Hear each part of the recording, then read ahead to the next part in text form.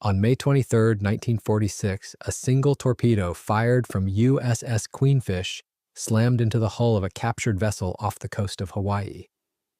The target was not an enemy combatant operating in a war zone. It was a surrendered prize, deliberately lined up for destruction in post-war testing. The resulting explosion tore the bow away and sent one of the fastest attack submarines of the Second World War to the bottom. This was not a combat loss. It was a calculated act of denial. The vessel sliding into the dark was the Imperial Japanese Navy submarine I-201. Built at the Kure Naval Arsenal and completed in February 1945, this machine represented a radical departure from conventional submarine engineering. Most fleet boats of the era were essentially surface ships capable of submerging to hide or attack. They operated primarily on the surface, diving only when necessary. I-201 flipped that operational doctrine entirely. This boat was designed with one singular objective, which was maximum underwater speed. To achieve this, Japanese engineers had to embrace hydrodynamic purity. The fundamental enemy of speed is drag. Every protrusion, every railing, every piece of external equipment creates friction as it moves through a dense fluid medium. The engineering philosophy required a severe commitment to drag elimination. Every square inch of the hull was evaluated for friction potential. The structural penalty of a traditional deck gun was deemed too high, as the heavy barrel and mounting would rip through the water, generating turbulence that would bleed off precious knots. By shifting to 225mm anti-aircraft guns and retractable mounts, the designers preserved the flow of water over the hull. When the boat prepared to dive, the guns folded away.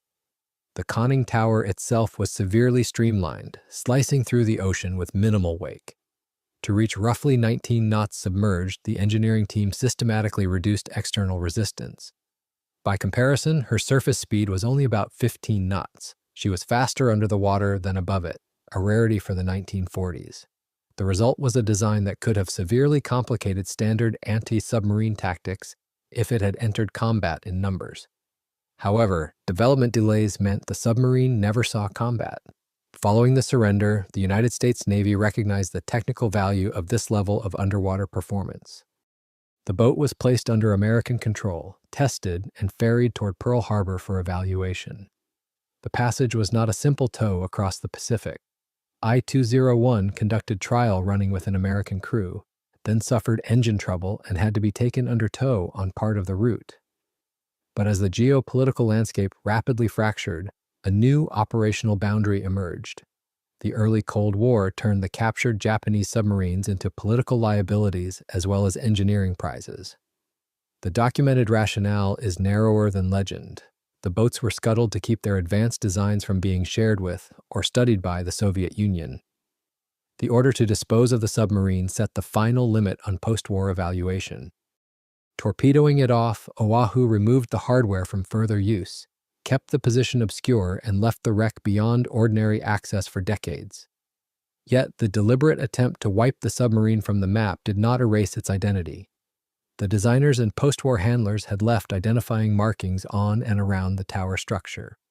The large I-201 designation, the Imperial Japanese Navy battle flag, and a chrysanthemum marking near the periscope mast gave the discovery team visual evidence strong enough to identify the wreck without physical contact. The paint remained surprisingly legible against the steel, confirming that the lost prize was the high-speed interceptor. The visual confirmation achieved the first baseline objective of modern site documentation. It proved what rested on the seabed.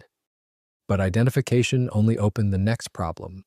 The wreck sat in a hostile deep water setting where secrecy and pressure turned investigation into a submergence challenge rather than a diver's task. At 2,625 feet, ambient pressure imposed the first hard operational limit. Any serious work at the site required specialized deep submergence systems, not conventional diving or ordinary surface support. The Cold War value lay in the hardware itself, the hull lines, propulsion arrangement, batteries, snorkel installation, and retractable fittings that made the submarine so fast underwater. Once the boat was on the seabed and its position obscure, direct study of those systems became difficult, expensive, and politically easier to control. It was not until 2009 that the Hawaii Undersea Research Laboratory pushed back through that barrier with the manned submersibles, Pisces 4 and Pisces 5. The vehicles descended to roughly 2,625 feet, located the wreck, and gave researchers the first post-sinking view of its condition. The pilots surveyed the submarine visually, documenting the hull, the separated bow, the retractable gun openings, the surviving deck planking, and the painted identification marks. The cold, dark environment had preserved several visible features unusually well, but it had not stopped the sea from working on the steel. However, the same conditions that hid the submarine also argued against disturbance. Operating any vehicle at 2,625 feet demands careful navigation, and the wreck had already been weakened by the torpedo blast and decades of corrosion. For an archaeological survey, the safer and more defensible choice was standoff documentation. Observe, image, and measure rather than anchor to the wreck or force open deteriorating structure. The submersibles could inspect the site closely, but the mission was not heavy industrial salvage. The initial surveys proved that the target remained where the postwar operation had left it, but they also reframed the problem. With the submarine trapped in deep water and the structure slowly degrading, investigators needed high-fidelity structural data without putting unnecessary force into the wreck. Measuring a deteriorating structure in total darkness relied on acoustic returns and carefully managed light. When the exploration vessel Nautilus arrived above the target site in 2023, the mission moved from visual reconnaissance toward high-resolution exterior mapping. To support that profile, the engineering team used ROV Hercules as a hovering sensor platform. The wide-field camera array captured high-resolution imagery suitable for advanced three-dimensional modeling, while a Norbit wideband multi-beam sonar gathered acoustic data for model validation and situational awareness. Instead of claiming a fixed number of photographs or pings, the important fact is the workflow. Large volumes of overlapping imagery and sonar data were collected from standoff positions, then processed into a digital model of the submarine and its surrounding site. The resulting model let analysts examine the hull geometry, deformation, and visible damage from multiple angles without imposing force on the original steel. Crucially, this digital model created a comparative record, not a magic stopwatch. By setting the new high-resolution scans beside the 2009 observations, researchers could examine visible changes after 14 years on the seabed. That span does not by itself prove an exact decay rate, but it does give the site a valuable monitoring interval. The photogrammetric record showed that the submarine's physical condition had changed in observable ways. The detailed imagery documented visible change across the superstructure. Portions of the wooden deck planking still remained, but some pieces appeared more deteriorated and fragmented. Corrosion products were more prominent across exposed steel, and marine growth increasingly covered fittings and markings. Those observations support a careful conclusion. The wreck is degrading, but the public evidence does not yet justify claims of a definitive, mathematically precise acceleration rate. Optical and acoustic data prove that vital forensic information could be extracted without physical intrusion. Yet the sharper the exterior became, the clearer the remaining limit was. A mapped outer hull still could not answer every question locked inside the surviving structure. The window-like openings in the forward face of the tower structure are striking, but they should not be treated as pressure-bound glass proving a mechanical miracle. During the Second World War, such openings were still unusual on a combat submarine, but the public record does not support a claim that they made the silhouette almost identical to later Soviet construction. On submarines, the fairwater and outer tower structure were not the same as the pressure hull. Many external spaces could flood freely. What matters archaeologically is simpler and stronger. The visible openings help reveal how coherent the aft section remains. The exterior of this main section gives investigators a readable record of the vessel's architecture, while also showing the limits of observation from outside. Just aft of the tower, the physical layout of the main deck remains remarkably legible. Remaining wooden deck planking, though visibly rotting, still outlines the original walking surfaces. More importantly, the rectangular recesses for the twin 25mm anti-aircraft guns are clearly visible, confirming that this specialized deck architecture survived in readable form without any need to pry into the structure. However, moving farther down the side of the hull reveals a severe forensic complication. Directly beneath the conning tower, a ragged opening interrupts the steel plating. From outside, investigators can record its size, shape, and relation to the surrounding damage, but they cannot prove its exact cause by sight alone. The safest conclusion is that the rupture remains unexplained in the public record. It may be related to the sinking event or later structural failure, but without internal access or a published engineering assessment, the mechanism remains unconfirmed. The same exterior coherence also sets the forensic ceiling. Following the Japanese surrender, the boat suffered a crippling battery fire in December 1945 and a severe engine failure in January 1946. But the evidence for those events remains inside compartments the survey could not visually enter. The aft hull preserves the outer form and retractable gun bays, while denying a direct view into the battery spaces and engine rooms. Following the continuous line of the deck forward brings the visual record to the primary weapon impact. The torpedo blast did not pulverize the entire boat. It severed the bow from a still coherent aft pressure hull, leaving a sharp structural break where the main body ends. That break defines the forward limit of the primary structure. The surviving aft hull represents only part of the site footprint, so the next question shifts away from the main body and outward toward the separated bow and surrounding debris. After the torpedo separated the bow, the wreck no longer behaved as a single hull. The main body and bow were found apart, expanding the survey from a single coherent structure into a wider debris field. HURL documented both components in 2009, and the 2023 Nautilus work returned with newer imaging tools.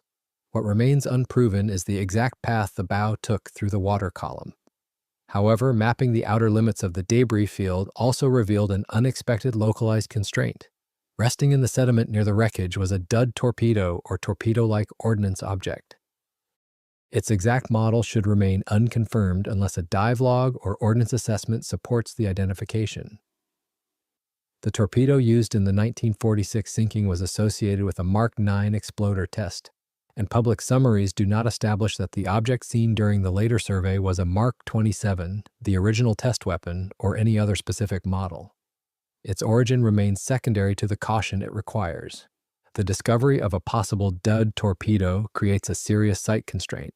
Even after decades underwater, military ordnance should be treated as hazardous until qualified specialists determine otherwise. For the survey, that means cautious avoidance, non-contact documentation, and no attempt to disturb the object or surrounding sediment. The debris field can still be mapped, but the ordnance forces the team to treat part of the area as a hazard zone rather than a salvage target. By successfully locating the cleanly sheared bow and the scattered unexploded torpedo, the survey managed to map the true geometric scale of the destruction. The off-hull detachment physics clearly explain how the wreckage spread across the bottom, completely defining the site footprint without requiring any physical intrusion into the damaged steel. The scattered components provide a perfect external map of the loss mechanics. The site boundaries are now fully locked from the splintered main body to the distant bow, and the lethal ordnance resting in the dark. Yet, with the entire field thoroughly documented and strictly quarantined by hazards, the expedition faces a final reckoning. As the deep ocean inexorably reclaims both the main hull and the distant fragments, what is the ultimate legacy and final fate of a wreck site that can never be touched? 14 years separate the two major public observations of this deep water wreckage, creating a useful comparison window for ocean reclamation. Deep water can slow some forms of decay through cold temperatures, darkness, and reduced biological activity, but it does not place steel or wood in total stasis. Corrosion, microbial activity, and biological colonization can continue even far below the surface. The better lesson is preservation offset, not preservation forever. The wreck retained remarkable features for decades, while the deep sea kept slowly changing it. This preservation offset is what allowed the original Discovery team in 2009 to look upon a remarkably readable relic. During that first pass, the painted markings on and around the tower remained clear enough to identify the submarine. The I-201 designation, the Imperial Japanese Navy battle flag, and the chrysanthemum marking had survived more than 60 years in legible condition. They were not untouched by the sea, but they had endured far better than expected. However, the deep ocean is not static. By 2023, the return survey gave researchers a way to compare visible condition after 14 years. New imagery showed additional corrosion, marine growth, and fading or obscuring of some surface details. The evidence supports a careful narrative of continuing deterioration, not a claim that the initial stasis definitively collapsed or that every surface degraded at the same rate. This comparison is still valuable for marine science and deep water archaeology. It helps build a visual baseline for future monitoring of paint, wood, steel, and biological colonization on a deep wreck. The structural consumption of the submarine is no longer only a theoretical concern. It is being watched through repeat imaging on the seafloor. That documented comparison affects how the site should be discussed administratively and technically. The wreck is fragile, deep, historically significant, and surrounded by hazards, so recovery would be difficult, costly, risky, and hard to justify against preservation goals. The available public record does not show a permanent engineering classification that forbids all future intervention. What it supports is a conservative management posture. Leave the wreck in place, document it carefully, and avoid unnecessary disturbance. The deep water environment that initially hid the advanced speed technology is now also the force consuming it piece by piece. The wreckage remains best understood as an in situ heritage site, documented for future comparison rather than treated as a recovery target. Its exterior architecture, sealed mechanical spaces, and fading paint will continue to change under deep ocean conditions. The site belongs increasingly to the seafloor, preserving some answers in digital records while denying others inside the sealed and deteriorating steel.